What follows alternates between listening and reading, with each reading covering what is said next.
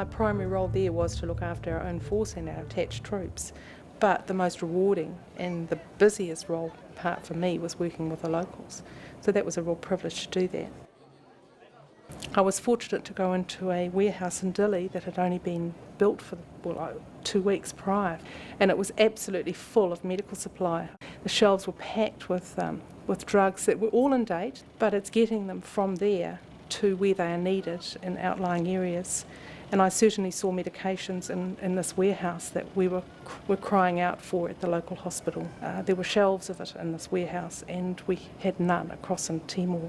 So it's really putting the infrastructure into place to get what is needed out to the people. We were there to help as we could with the local hospital and the local doctor and make a difference to just a few individuals. That's all we could do. We'd only been in Timor for about 2.5 months, and it was the first major incursion of a militia group from West Timor into East Timor.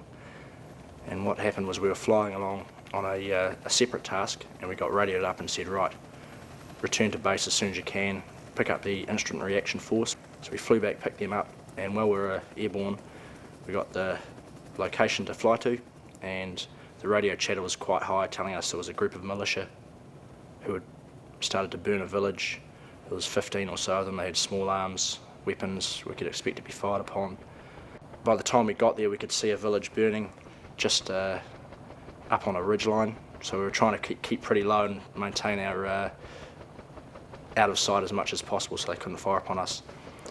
The first aircraft went in and the troops got off and sort of disappeared into the bush, and we covered them with our machine gun on the side of the Iroquois, and then we had to go in as well. And at the time, it really didn't strike me too much as being dangerous, but the adrenaline was, certainly pumping. And after we'd done the job and we were heading back home, it sort of started to strike me that, well, that was pretty full on.